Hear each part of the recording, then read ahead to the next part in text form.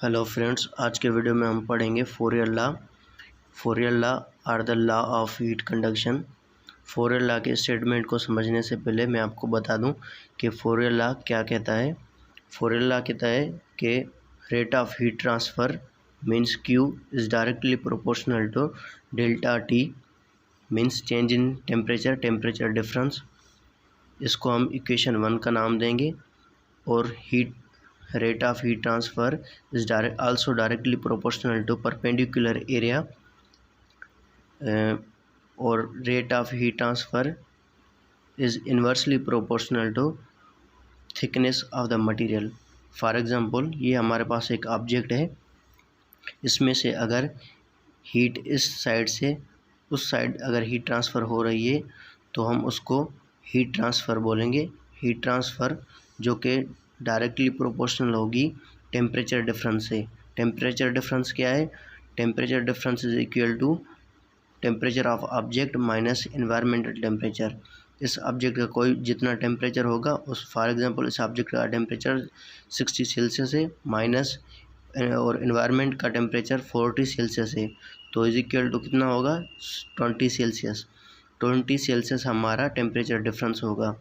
तो Fourier's law क्या कहता है कि रेट ऑफ हीट ट्रांसफ़र इस ऑब्जेक्ट से इस तरफ इसका rate of heat transfer is directly proportional to temperature difference. ये टेम्परेचर डिफरेंस अगर ऑब्जेक्ट का टेम्परेचर जितना ज़्यादा होगा, मीन्स टेम्परेचर डिफरेंस जितना ज़्यादा होगा उतना जल्दी हीट जो है इस साइड से उस साइड ट्रांसफ़र जल्दी होगा।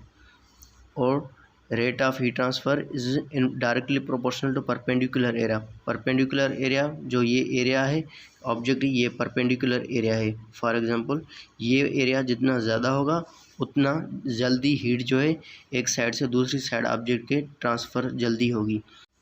And the rate of heat transfer is inversely proportional to thickness of the material.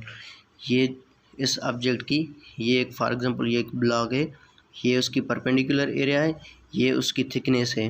For example ये इसकी थिकनेस है, ये उसकी थिकनेस जितनी ज़्यादा होगी उतना मतलब हीट ट्रांसफ़र जो है वो कम होगा। फॉर एग्जांपल ये एक ऑब्जेक्ट है, ये इसकी थिकनेस है, ये जितना ज़्यादा पतला है तो इस साइड से इस साइड जो है वो हीट जल्दी ट्रांसफ़र होगी। फॉर एग्जांपल ये अगर मोटा होगा तो हीट जो है वो इतना जल्दी ट्रांसफ़र नहीं होगी। और ये perpendicular area of the object है, ठीक है। तो by combining all three equations, ये तीनों इक्वेशंस जो है इसको हम कंबाइन करेंगे तो क्या आएगा? रिजल्ट क्या आएगा? Q is equal to Q is directly proportional to area of the object and temperature difference and inversely proportional to dt means dx sorry means thickness of the object. और हम इस direct proportionality को ख़त्म करने के लिए हम constant use करेंगे जो कि है के जो है वो थर्मल कंडक्टिविटी है। माइनस साइन इसलिए हम यूज़ कर रहे हैं कि हीट फ्लो जो है वो higher temperature to lower temperature हो रहा है, इसलिए हम माइनस यूज़ करेंगे। तो फोरियर लॉ का ये स्टेटमेंट है Q is equal to minus K, मतलब फोरियर लॉ का ये फार्मूला है Q is equal to minus K area temperature difference upon dx means thickness of the object. Q is equal to minus K a dt upon dx। ठीक है, ये थी Fourier's law की equation. Fourier law के statement को देख लेते हैं।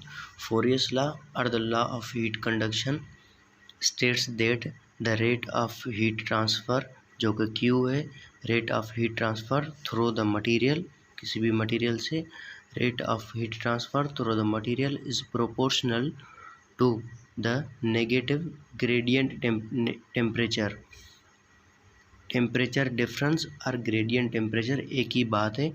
इस means heat transfer is directly proportional to negative sign, जो ये नेगेटिव साइन है, नेगेटिव टेम्परेचर डिफरेंस और gradient temperature and to the area at right angle means perpendicular area to the gradient through which heat flows, जिससे हीट जो है वो flow हो रही है एक साइड से दूसरी साइड। अब ये एक ऑब्जेक्ट है, इसकी टेम्परेचर डिफरेंस मैंने क्या बताया था आपको, 60 सेंटीग्रेड 60 सेल्सियस फॉर एग्जांपल इस ऑब्जेक्ट का टेम्परेचर है और 40 सेल्सियस एनवायरनमेंट का है। तो temperature of object minus temperature of environment is equal to temperature difference और ग्रेडियंट टेम्परेचर, जो कि डायरेक्टली प्रोपोर्शनल टू क्या होता, किससे होता है, रेट ऑफ हीट ट्रांसफ़र की।